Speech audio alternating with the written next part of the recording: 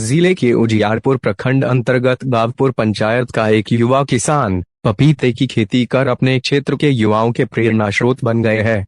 मुरली मनोहर सिंह नाम का यह शख्स पारंपरिक खेती को छोड़ आधुनिक तरीके से नकदी फसल उपजाकर अच्छी खासी कमाई कर रहा है।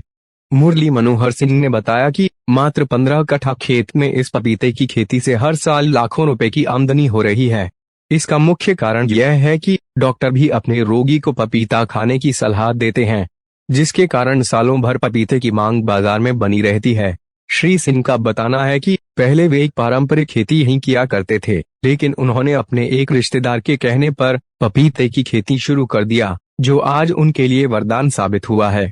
इस दौरान उन्होंने यह भी बताया कि इस नवरात्रा में कलश स्थापना से लेकर अष्टमी की तिथि तक उन्होंने गांव के ही व्यापारियों के हाथों करीब 15 क्विंटल पक्का हुआ पपीता बेच दिया है। आने वाले दिनों में इसकी खेती वे वृहद पैमाने पर करने की सोच रहे हैं।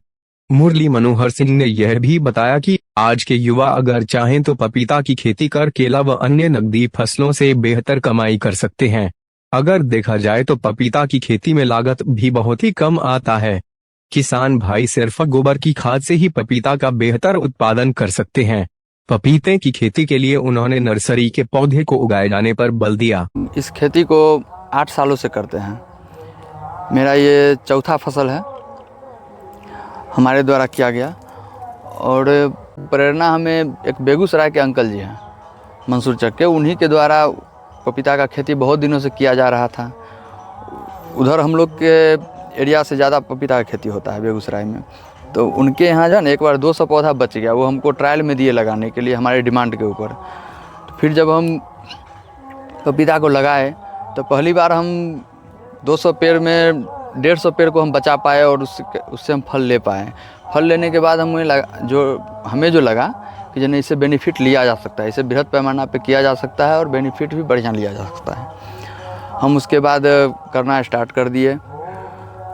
इससे पिछले बार मेरे पास 13 कट्ठा में था, इस बार मेरे पास 23 कट्ठा में है। हम फिर फरवरी में जो है 15 कट्ठा 17 कट्ठा और लगाने जा रहे हैं।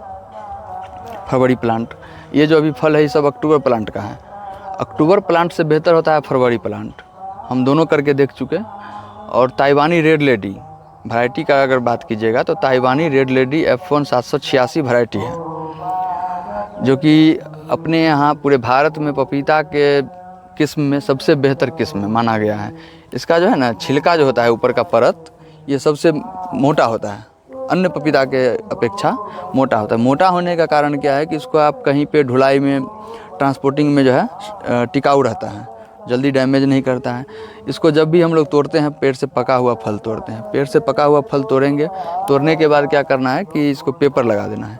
पेपर से कवरिंग करके तब जा कर के हम लोग माल सप्लाई देते हैं व्यापारी को। और रही बात बेनिफिट की, तो बेनिफिट जो है ना